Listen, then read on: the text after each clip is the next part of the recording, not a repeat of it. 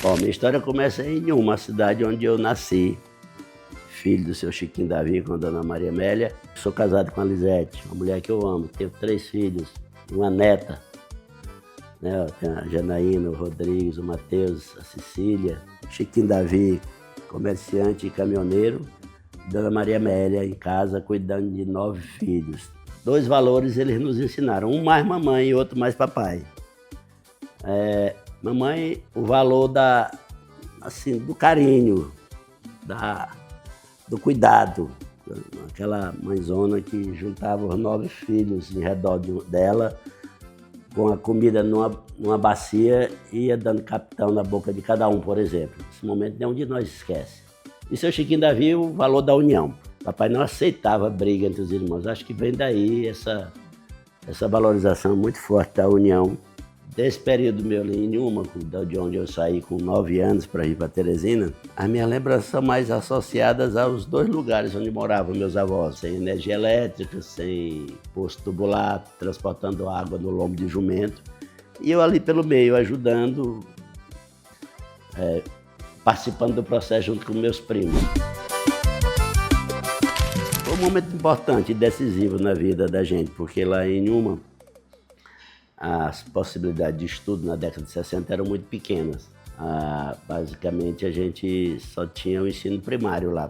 E, graças a Deus, meu pai e minha mãe tomaram a decisão de virem para Teresina, que possibilitou que eu, então, junto com meus irmãos, somos 9, que nós estudássemos lá no Paulo Ferraz, lá na Rua 13 de Maio, na Vermelha, depois que fizesse o ginásio no Ginásio Popular de Teresina.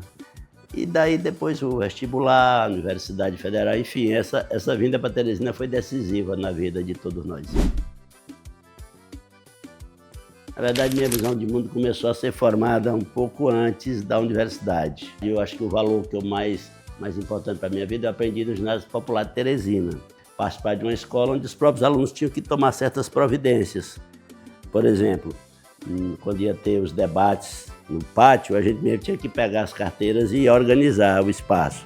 Em seguida, a igreja, a partir do diálogo e da importância que o padre Costinha teve na minha vida. Eu participei de um grupo de jovens orientado por esse padre jesuíta, um grupo chamado Oásis. Estimulava a gente a visitar a periferia, a ir lá no lado do idoso, a ir numa casa de crianças.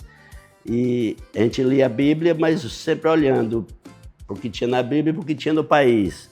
Era ver, julgar e tentar fazer alguma coisa, ou agir. Foi uma influência decisiva na minha vida. Na sequência veio a Universidade Federal ainda com muitas deficiências. A gente precisou lutar por um restaurante universitário, precisou lutar para ter mais professores concursados, e ao mesmo tempo participar do processo mais geral fora da universidade pela redemocratização do país. Era uma época em que os estudantes não ficavam lá isolados, só cuidando da sua vida de estudante. A gente fazia grandes assembleias, elas sequer comportavam no auditório, a gente fazia era no pátio. Assembleias com mais de 1.000, às vezes 2.000, 3.000 estudantes participando. E junto com a influência da universidade já veio o nascimento do PT, ao qual eu me filiei logo no primeiro ano, a convite do professor Antônio Zé Medeiros, em 1980. Então, alguns professores, vários estudantes, como eu, por exemplo, várias lideranças sindicais rurais, gente de igreja, do movimento de periferia, das pastorais, né, dos movimentos eclesiais de base. Então, foi um momento de dificuldade, mas ao mesmo tempo de grande cooperação. Cedo eu fui candidato a vereador do PT em 1982. Como estudante ainda, tive 201 votos e sempre participando das atividades do nosso partido. Aí veio uma outra candidata, veio a participação na campanha do Lula em 1989, foi um momento muito importante, aquela campanha que ele enfrentou contra o Collor. Nesse tempo eu já integrava a equipe do Centro Piauiense de Ação Cultural, que dava assessoria para sindicatos, para associações de pequenos produtores.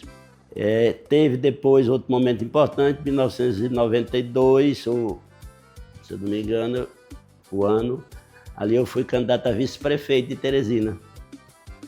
Antônio José Medeiros, candidato a prefeito, que já contou com a vinda de Lula, né, aqui para participar de alguns momentos da campanha. Então, é isto, assim, da primeira etapa da caminhada da política. Depois veio a universidade como professor, me distanciei um pouco do dia a dia mais da política, mas retornei a ele quando da campanha do Wellington Dias.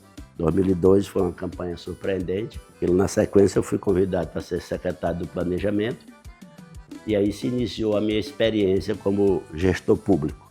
Talvez seja o lugar onde eu tive o maior aprendizado, porque ainda hoje me influencia. Então eu aprendi a olhar ali naquela função durante 3 anos, eu aprendi a olhar para o conjunto, arrecadamos tanto e temos que distribuir isso por muitas áreas. Bom, depois da CEPLAN aí eu fui secretário de governo, na sequência fui presidente da GESPISA, depois da GESPISA veio a eleição para deputado estadual, secretário das cidades, no governo Wilson Martins, uma candidatura para deputado federal em 2014, secretário de governo outra vez e na sequência secretaria de administração. Eu sempre olho para o conjunto da obra e o conjunto da obra tem contribuição decisiva minha, pelo apoio que sempre dei, pela defesa firme que sempre faço do nosso projeto. O Piauí era um estado atrasadíssimo em 2002. O Piauí não tinha data de pagar servidor público. O Piauí não tinha escola de ensino médio em muitos municípios. E nós mostramos que um estado pobre, governado por pessoas que a princípio não tinham experiência de gestão, porque o Wellington Dias saiu da presidência de um sindicato e da Caixa Econômica, bancário.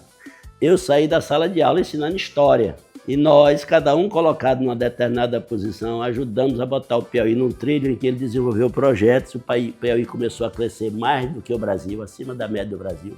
Além do mais, tivemos a possibilidade de contar com a presença do Lula lá em Brasília.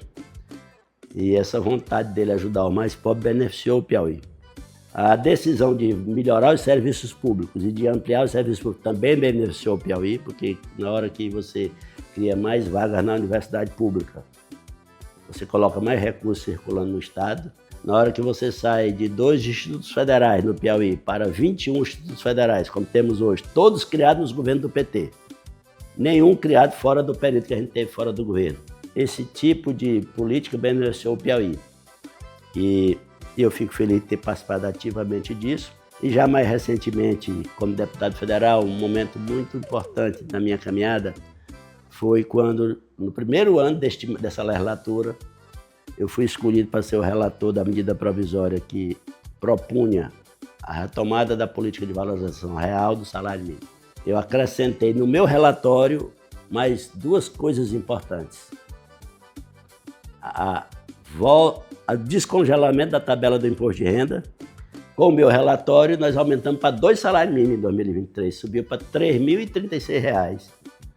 A isenção do imposto de renda em 2023, eu fui o relator disso. E a outra coisa que eu incluí, o presidente da Câmara não aceitou, nem o presidente do Senado, que foi tributar os super ricos que botavam o dinheiro nos paraísos fiscais, nas chamadas offshores. Hoje estão pagando, porque o Lula depois voltou a insistir na ideia e mais recentemente foi aprovada uma taxação das offshores. Mas em 2023 eu já propus, botei no meu relatório, e essa parte foi retirada. Vá com mais força, estude mais, às vezes eu era muito tímido, seja mais incisivo na defesa daquilo que você acredita e você vai ocupar espaço com mais rapidez.